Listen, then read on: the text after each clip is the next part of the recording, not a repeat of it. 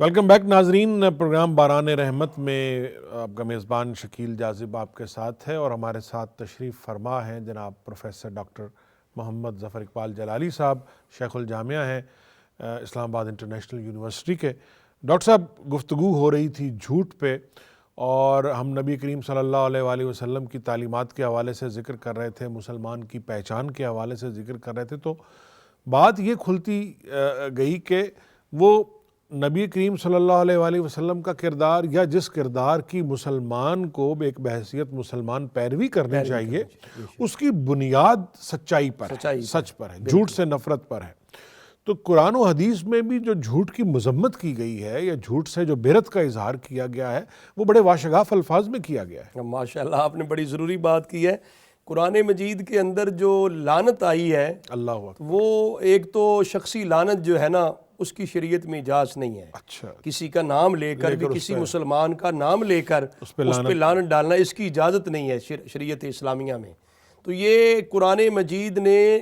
لعنت جو کی، چونکہ لعنت کا مطلب تو یہ ہے کہ اللہ تعالیٰ کی رحمت سے محروم ہو جائے۔ اب اگر اللہ تعالیٰ کی رحمت ہی کسی کو نہیں ملتی تو اس کو کیا ملا بھائی؟ پھر تو وہ ذلیل و خواری، تباہ و برباد ہے۔ تو یہ اللہ تبارک و تعالیٰ نے قرآن مجید میں جو عمومی انداز میں ایک لعنت کا ذکر کیا ہے، تو وہ جھوٹے شخص کے لیے کیا ہے، جو مشہور آیت ہے لعنت اللہ علی الکاذبین۔ دیکھیں نا، یہ اللہ کی لعنت ہے، اللہ کی لعنت ہے، اور اللہ تعالیٰ خود لعنت ہے۔ لعنت کا مطلب یہ ہے کہ اس بندے کو رحمت خداوندی نصیب ہی نہ ہو۔ اس سے زیادہ بدقسمت کون؟ اس سے بڑا اور کیا بدقسمت ہو سکتا ہے؟ تو جھوٹے پر اللہ تعالیٰ نے قرآن مجید میں لعنت کی ہے۔ اسی طرح ایک اور مقام پر بھی آتا ہے، جو جھوٹی گواہی دیتے ہیں یا چھپاتے ہیں حق کو۔ بڑا اہم موضوع، اور ہمارے آج کے روزمرہ معاملات میں اس کو کوئی بڑا گناہ ہی نہیں سمجھا جاتا، بلکہ لوگوں کی زندگیاں برباد کر دی جاتی ہیں جھوٹی گواہیاں دے کر۔ جبکہ یہ جھوٹی گواہی دینا، یہ بھی جھوٹ کی قسم ہے۔ حق کا چھپانا ہے نا، جس پر لازم ہے حق بیان کرے، وہ اگر حق بیان نہیں کرتا، حق چھپاتا ہے، تو نہ جانے کتنے لوگوں کا حق جو ہے وہ تلف کر رہا ہے، کتنے لوگوں کا حق اس کے سچ کے ساتھ وابستہ تھا۔ تو اللہ تبارک و تعالیٰ نے قرآن مجید میں فرمایا اولئک یلعنہم اللہ ویلعنہم اللاعنون۔ ہاں، یہ لوگ ہیں جن پر اللہ تعالیٰ بھی لعنت کرتا ہے، اور لعنت کرنے والوں کی بھی ان پہ لعنت ہے۔ تو اس وجہ سے ضروری ہے کہ یہ جھوٹ بولنا، اس کی یہ جو قسم ہے، جھوٹی گواہی دینا ہے، جھوٹ بولنا ہے، یہ بہت کبیرہ، بلکہ حدیث پاک کی روشنی میں اکبر الکبائر،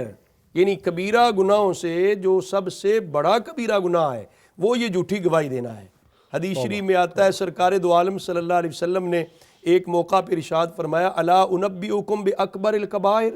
کیا میں تمہیں کبیرہ گناہوں میں جو سب سے بڑا کبیرہ گناہ ہے اس کے بارے میں نہ بتاؤں؟ تو صحابہ کرام رضوان اللہ علیہ مجمعین نے عرض کیا، بلا یا رسول اللہ صلی اللہ علیہ وسلم، کیوں نہیں آپ ارشاد فرمائے؟ تو نبی کریم صلی اللہ علیہ وسلم نے فرمایا، الاشراک باللہ،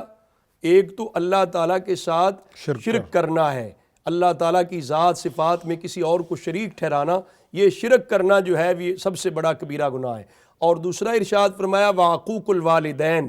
والدین کی نافرمانی کرنا جو ہے یہ اکبر الکبائر ہے، کبیرہ گناہوں میں سے سب سے بڑا کبیرہ گناہ ہے۔ حدیث شریف میں آتا ہے کہ سرکار دو عالم صلی اللہ علیہ وسلم ٹیک لگا کے بیٹھے ہوئے تھے، تو جب یہ ارشاد فرما رہے تھے،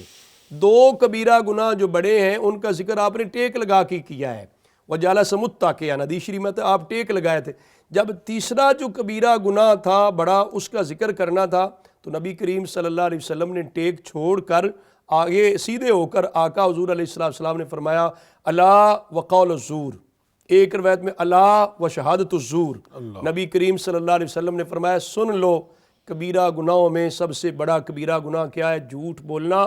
اور جھوٹی گواہی دینا۔ یہ سرکار دو عالم صلی اللہ علیہ وسلم نے ارشاد فرمایا۔ اس سے آپ اندازہ کریں کہ آقا حضور علیہ السلام نے جس گناہ کو اکبر الکبائر قرار دیا، سب سے بڑا کبیرہ گناہ قرار دیا، اس کے لیے آقا حضور علیہ السلام نے اپنی حیت بدل کے ارشاد فرمایا۔ محدثین کرام فرماتے ہیں، آقا حضور نے بیٹھے بیٹھے جس طرح ٹیک لگائے، باقی دو کبیرہ گناہ ذکر کیے، اس کا اس طرح ذکر نہیں کیا، اس کو سیدھا ہو کے آقا حضور نے ٹیک چھوڑ کر تاکید کے لیے پھر اللہ کے ساتھ باقاعدہ خبردار کر کے نبی کریم صلی اللہ علیہ وسلم نے فرمایا، خبردار، جھوٹی گواہی جو ہے یہ اکبر الکبائر ہے۔ تو آج کے بہت سارے جو عدالتی نظام کے اندر فیصلے کیے جاتے ہیں، ظاہر وہ تو ڈاکومنٹس دیکھتے ہیں اور یہ شہادتیں دیکھتے ہیں، تو لوگ معاذ اللہ جو ہے وہ کس قدر حق چھپاتے ہیں، جھوٹی گواہی دیتے ہیں، اس کے ساتھ کتنا لوگوں کو بڑے نقصان ہوتا ہے۔ معمولی سے فائدے کے لیے، چند پیسوں کے لیے بعض اوقات وہ بھی فائدہ نہیں ہوتا انہیں۔ بالکل اس طرح ہی ہے۔ تو یہ اگر انسان کو پتہ چل جائے کہ اتنا بڑا میں جرم کر رہا ہوں، اتنا بڑا گناہ کر رہا ہوں جو اکبر الکبائر قرار دیا گیا، تو اس طرح کی وہ جو بری خصلت ہے اس کا ارتکاب نہ کرے۔ اس کی ایک اور قسم بھی ہے جو ہم نعوذ باللہ جس کے بارے میں ہم احتیاط نہیں کرتے، اور وہ ہے اللہ اور اللہ کے رسول کے حوالے سے کوئی ایسی بات کہنا جو انہوں نے نہ کہی ہو۔ یہ بھی ایک اس کی بہت خطرناک صورت ہے جو کہ قوموں کی گمراہی کا باعث بنتی ہے۔ یہ تو صرف کبیرہ گناہ نہیں رہتا جب اللہ تعالیٰ اور اللہ تعالیٰ کے رسول صلی اللہ علیہ وسلم کے متعلقہ جو اسلامی عقائد و نظریات ہیں اس حوالے سے اگر کوئی جھوٹا عقیدہ بناتا ہے، جھوٹی بات کر دیتا ہے، تو وہ تو بسا اوقات جو ہے وہ کبیرہ گناہ نہیں رہتا، وہ الٹا کفر تک پہنچ جاتا ہے، وہ پھر گناہ کی حد سے نکل کر تو یہ جھوٹ کی عادت آپ کو کفر تک لے جاتی ہے۔ سرکار دو عالم صلی اللہ علیہ وسلم نے اپنے ایک ارشاد گرامی میں فرمایا، بخاری شریف اتنی مستند کتاب ہے، اس میں یہ ایک ہی جگہ پر 5 اکٹھی روایات بھی آئی ہیں جن میں سب کا مضمون ایک ہی ہے، جس کے اندر سرکار دو عالم صلی اللہ علیہ وسلم نے فرمایا جس شخص نے میری طرف جھوٹ منسوب کیا، جو بات میں نے نہیں کی وہ بات اس نے کہی، اس نے اپنا ٹھکانہ جہنم بنا لیا۔ یہ سردے سے اندازہ کرتے کہ عام جھوٹ اور رسول اکرم صلی اللہ علیہ وسلم کی طرف جھوٹ منسوب کر کے کوئی بات کرتا ہے تو وہ بات کس حد تک چلی جاتی ہے۔ اور ہم یہاں پر آج تو ایک ایسا دور ہے، سوشل میڈیا کا بھی دور ہے، اس پہ فیس بک پہ، ٹویٹر پہ، ان پہ ہم اپنی طرف سے ہمیں بغیر تحقیق کیے کسی کی طرف سے کوئی چیز آ گئی، چلے کوئی اچھی بات ہی فرض کریں آ گئی، کوئی اقوال زرعی آ گیا یا کچھ آ گیا، لیکن ہم بغیر یہ دیکھے ہوئے، بغیر تحقیق کیے ہوئے کہ یہ اس صحابی نے یا نبی کریم صلی اللہ علیہ وسلم نے کہی بھی ہے یا نہیں، ہم اسے آگے شیئر کر دیتے ہیں، ہم اسے بتا دیتے ہیں آگے۔ یہ جھوٹ کی باقاعدہ طور پہ اس کو پھیلا رہے ہوتے ہیں اور باقاعدہ طور پہ ایک قسم ہے، اور لوگ اس میں سراسر مبتلا ہوتے جا رہے ہیں، اس کو گناہ بھی نہیں سمجھ رہے، کہاں کجا کہ یہ معاملہ کفر تک پہنچ رہا ہے، ہو سکتا ہے کہ وہ الٹا ثواب سمجھ رہے ہیں، ثواب سمجھ کے اس کو شیئر کر رہے ہیں۔ نبی کریم صلی اللہ علیہ وسلم کے ارشاد گرامی میں اس کی دیکھو نا، آقا حضور علیہ السلام نے جو دین عطا فرمایا اس ٹائم ان ساری چیزوں کی آقا حضور علیہ السلام نے جو بری خصلتیں ہو سکتی ہیں ایک انسان میں ان سب کی مذمت بھی فرما دی، منع کر دیا۔ تو آقا حضور علیہ السلام نے فرمایا کفا بالمرء کذبا ان یحدث بکل ما سمع، انسان کے جھوٹا ہونے کے لیے اتنا ہی کافی ہے جو سنے بات اس کو بغیر تحقیق کے آگے کر دے۔ دیکھیں کتنی بڑی ذمہ داری کتنی بڑی ذمہ داری سننے والے پر عائد ہوتی ہے کہ جب آپ ایک بات سن رہے ہیں اور آپ کو اس بات کا یقین کسی مستند روایت سے نہیں ہے کہ یہ بات فلاں صحابی نے یا فلاں امام نے یا فلاں شخص نے یا نبی کریم صلی اللہ علیہ وآلہ وسلم نے کہی بھی ہے یا نہیں، اور ہم بس سنے سنائے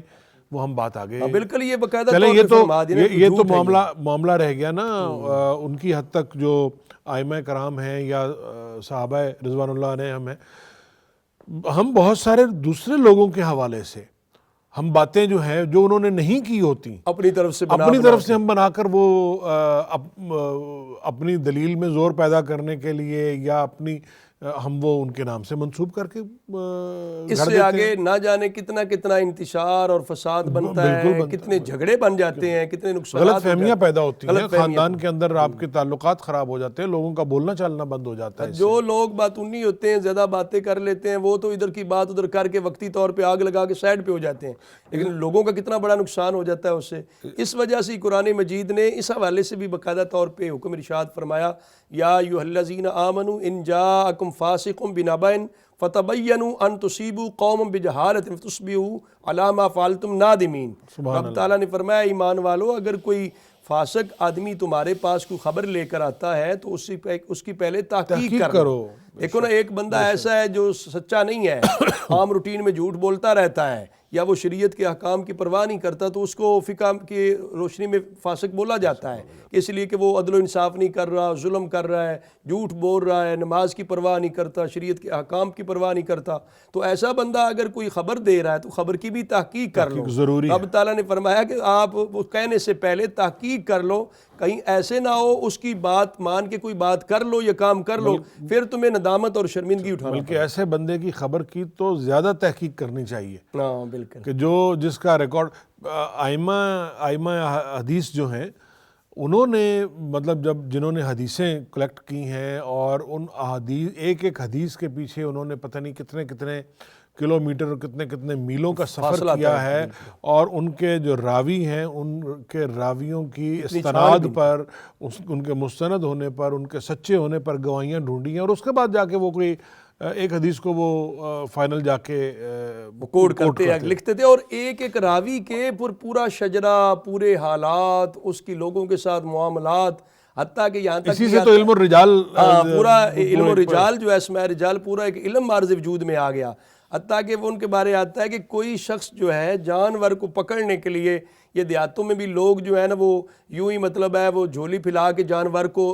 ایک لحاظ سے پکڑنے کے لیے کرتے ہیں، دھوکہ دینے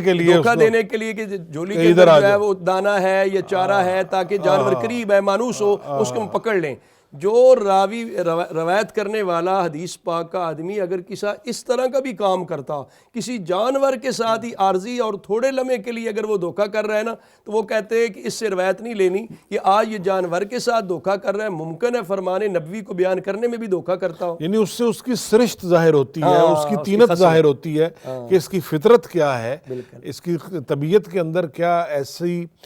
بات موجود ہے کہ یہ اپنی بات منوانے کے لیے دھوکہ دے سکتا ہے کسی کو۔ تو اگر وہ چیز اس سے ظاہر ہوتی ہے تو پھر اس کی کہی ہوئی حدیث یا اس کی کہی ہوئی بات جو ہے وہ بھی درست نہیں ہو سکتی، ہو سکتا ہے درست ہو لیکن اس کے درست نہ ہونے کے چانسز بہت بڑا معیار قائم کیا ہے محدثین کرام نے احادیث پاک کو لینے کا، اس کے اندر یہ صداقت اور بندے کی عدالت اور بندے کا حافظہ قوی ہے، تام و ضبط ہے، اور وہ سچا مشہور ہے ہر لحاظ سے، پھر عادل ہے ہر لحاظ سے، یہ ساری خصلتیں دیکھ کر ایک راوی سے روایت لی جاتی ہے۔ تو یہ حقیقت ہے کہ جو بندہ جھوٹ بولنے کا عادی ہو یا جھوٹ بولتا ہو، اس بندے سے فرمان نبوی جیسی عظیم امانت جو ہے وہ لی بھی نہیں جا سکتی۔ بعض اوقات ہم نے دیکھا بہت سارے لوگ جو ہیں وہ تو کسی فائدے یا منفعت کے لیے کچھ جھوٹ بول رہے ہیں، کئی دفعہ ایسا بھی ہوتا ہے کہ آدمی بغیر کسی فائدے کے لیے عادتاً جھوٹ بول رہے ہیں یا مذاق اڑانے کے لیے، یہ بھی اکثر دیکھا ہے۔ اب جیسے ہم 1 اپریل کو ایک وہ جھوٹ کا دن مناتے ہیں، اپریل فول جو ہے، اپریل فول، تو یعنی وہ کسی کو بیوقوف بنانے کے لیے یا کسی کا مذاق اڑانے کے لیے بھی وہ جھوٹ بول رہے ہوتے ہیں، تو وہ جھوٹ بھی کتنا، وہ بھی جھوٹ کی قسم ہی ہے، وہ بھی جھوٹ ہی ہے، چونکہ مسلمان جو ہے نا بنیادی طور پر بڑی عظمت اور شان والا آدمی ہوتا ہے، جس کو اللہ تعالیٰ کی ذات پہ ایمان ہے، حضور نبی کریم خاتم النبیین صلی اللہ علیہ وسلم پہ ایمان رکھنے والا جو آدمی ہے، مسلمان آدمی جب کردار اور اس کی سیرت بڑی اعلیٰ اور اجلا ہوتی ہے، وہ جھوٹ نہیں بولتا، مذاق کے اندر بھی جھوٹ نہیں بولتا، سنجیدگی اس کے اندر، متانت اتنی ہوتی ہے، تو جو جھوٹ بولے، مذاق کے اندر بھی جھوٹ بولے، تو نبی کریم صلی اللہ علیہ وسلم کے ارشاد گرامی ہے، آپ نے ویلن کے ساتھ ارشاد فرمایا، عربی میں کہتے ہیں ویل، ہلاکت ہے،